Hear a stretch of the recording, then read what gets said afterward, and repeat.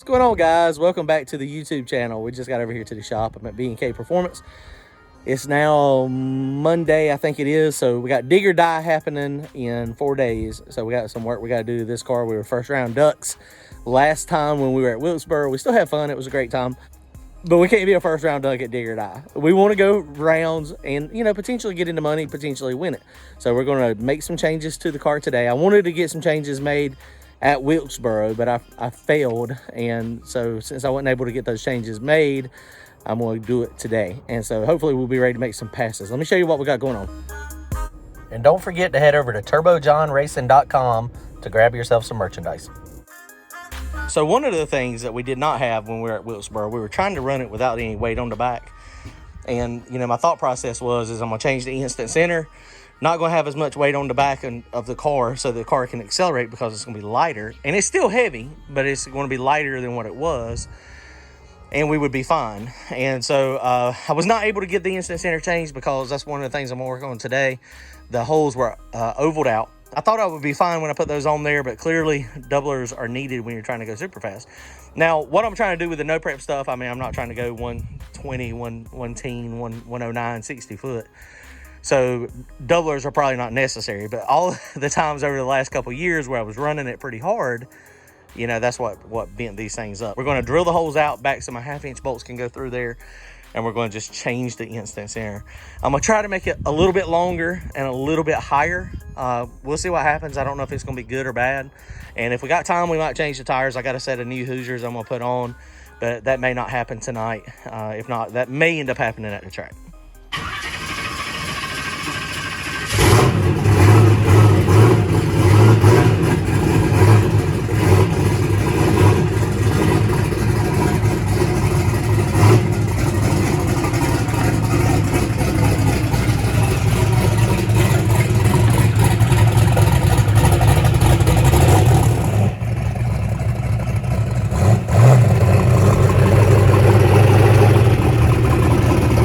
All right, so I am done. Sorry I didn't show that. It took a couple hours to actually get it done. But what a pain in the butt. The main reason it takes so long on mine is because when I welded the brackets onto the rear end, I didn't have them perfectly square.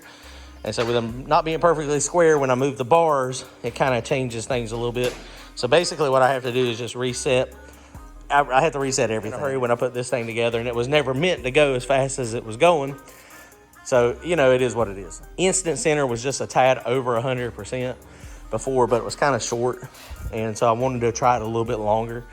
And so I basically put a little bit of rake in the bottom bar, angled it uphill a little bit so it would be a little bit longer, moved the upper bar up a little bit as well. Every car is different. Some cars, it looks like that's probably what's happening. Some cars, it looks like they might have a little bit more anti-squat than that. Some cars squat in the back. I think there's multiple ways to do this and make it happen. But I'm just trying different stuff. So I'm hoping this week sometime I can get out and maybe do some testing, and we'll see what happens. I'm gonna try to get a little bit more extension in the front real fast. I've got chains on it, limiters, so it doesn't go too far. And you see I've got a nice little, it looks like the four-wheel drive is squatted in the back. It's, popped up in the front a little bit. Car's ready. Did not get to change the tires yet. These tires have got about 20 passes on them, but they're not terrible. I will have on new Hoosiers for a dig or die. But maybe I'm hoping this week I can get to somewhere and test this thing out on a track, or I might make a street hit somewhere just to see if I can get it a little bit. Make sure it's going straight. I'd hate to get down there and dig or die since it's off the trailer and it not run properly. Brian's over here working on his. They've been making some good progress on this thing. He has got a lot done. Still got a lot of little things to do. Brian, what all you got left to do on this thing? Minor wiring, windows, chassis setup, finish getting the front end. Just, all the little stuff that nobody ever wants to do. All the little stuff that takes forever. I don't like the little stuff. I'd rather build a whole chassis than fit the hood. And that's what the motor's been in it for a little while now. But, the turbo kit's mostly done. The cold side's done. It's got all that stuff welded up. This is a nice piece. This is the same chassis that he had. The car is missing up there because the body's down here. Basically redid the whole front clip. Done a couple new bars in the middle of the car that were damaged. And, I mean, he took a lot of stuff off of the old one, what he could salvage. The doors, all the sheet metal come out, the tubs. I mean, all that stuff was salvageable to go back in. He had to get a new wiring harness. It's got a couple odds and end things. Got new front struts, new, front wheels, new back wheels back here.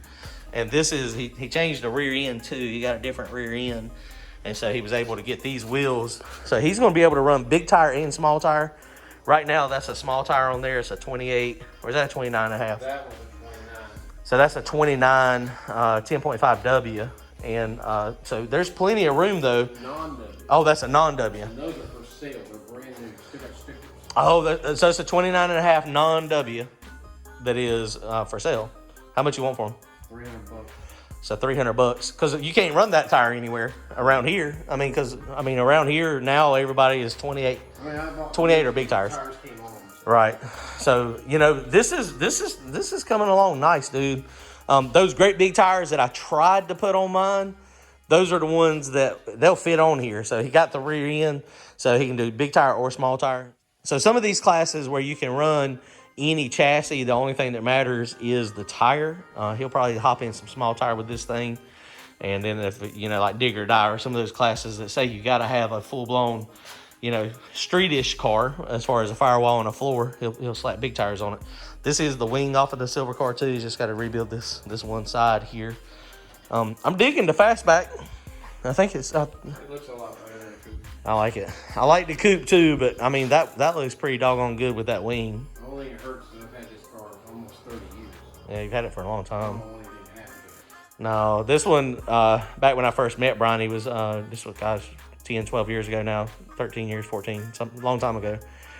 He had this car, and it was just a basic bracket car, and we started putting turbos on it and trying to make it go faster and faster, and it quickly come to the conclusion that it was not built for that kind of power. No, it wore the chassis up on pretty bad. It was just twisting all up. So that's how that one got up there on top, because he decided he didn't want to get killed in it because it was twisting, and I mean it was just it was hard to handle for the speed we were trying to go. So it got put on the shelf, and then he done the coupe and then the 67, and so now he's back to the bracket car, but not with a bracket chassis, with a good chassis. And this car is still over here. I have not had a chance to do anything to it since I've been racing, but these are the wheels and tires I'm gonna put on it. That's a 29 and a half, but we got it fits good.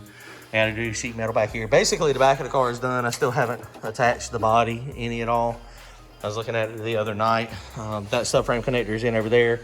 I got to do this subframe connector up here. I'm gonna do a couple bars, like from here to here. I'm gonna put a bar there, and then across over here, and then the same thing up here, and do some X bracing in the floor over there on that side and this side, just kind of tie it together.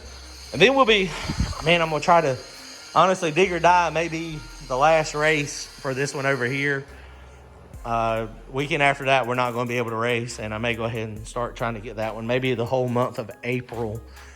There's a bunch of racing in April, but maybe the whole month of April focus on my other car and getting it done, and then that way I can be more competitive with these lightweight cars.